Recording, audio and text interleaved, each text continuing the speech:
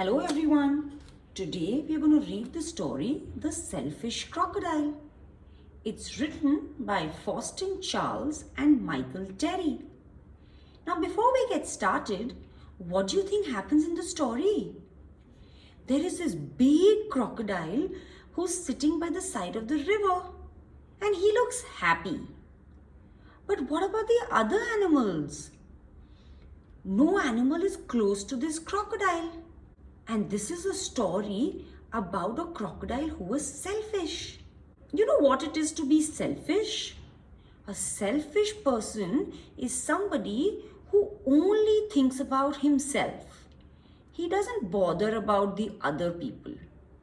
So this crocodile is selfish. Let's see what happens in the story.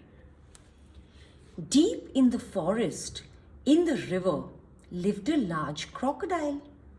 He was a very selfish crocodile.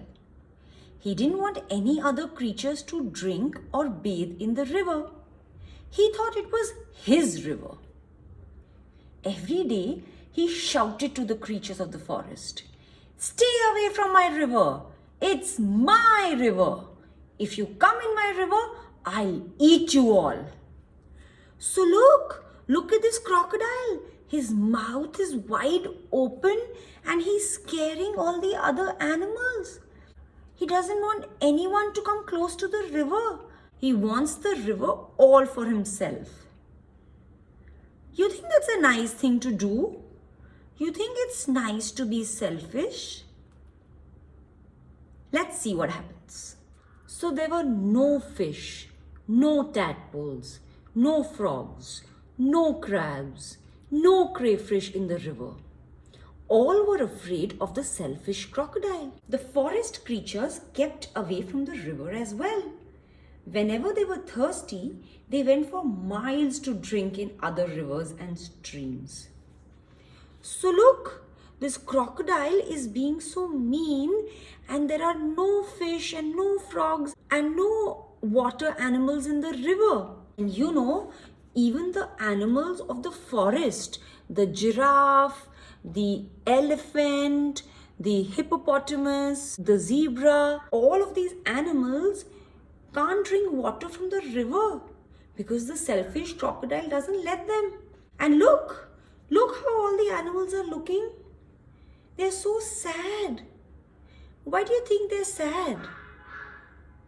They're sad because they have to walk a lot to go to the other river and streams to get water for themselves.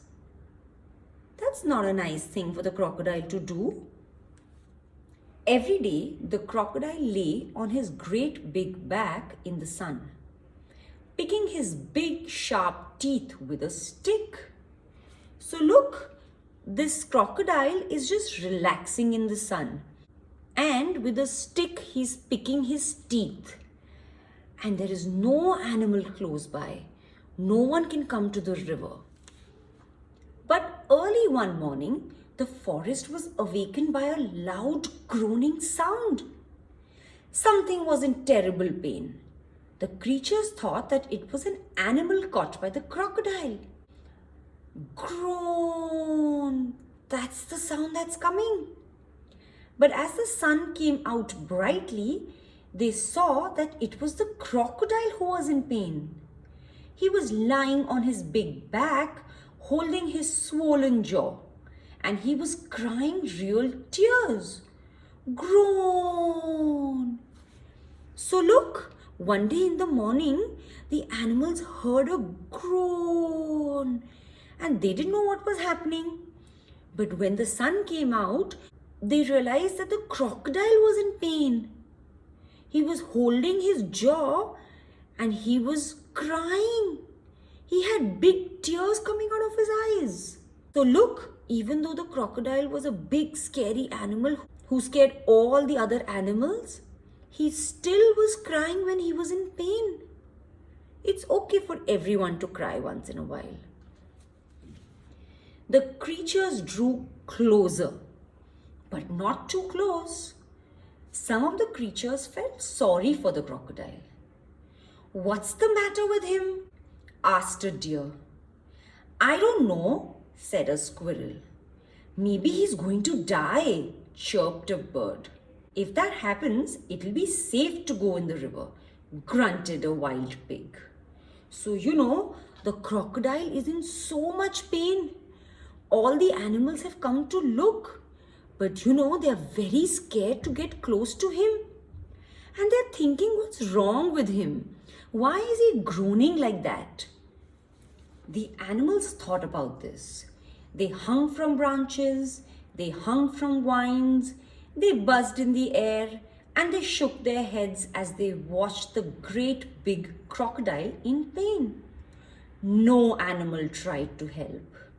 So, all the animals are looking and they're wondering why the crocodile is in so much pain. But no one is trying to help. Why do you think no one is trying to help? I think that they're scared of the crocodile. They don't know what he's going to do. He's not their friend. So that's why they're not helping him. Suddenly, a little mouse appeared, sniffing the air. He ran along the crocodile's tail, then onto his tummy. The other creature stared.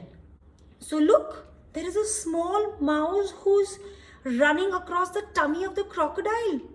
And all the other animals are just shocked. Look at their eyes. Their eyes are wide open. They cannot believe what is happening. Look at that mouse, chattered a monkey. He's either very brave or mad. He's going to be eaten for sure, said an iguana. The mouse crept along the crocodile's big neck and into his open mouth. There was a hush in the forest. So look at this mouse. What is he doing? He's gone inside the crocodile's mouth. And all the animals can't believe it. They don't know what's going to happen now.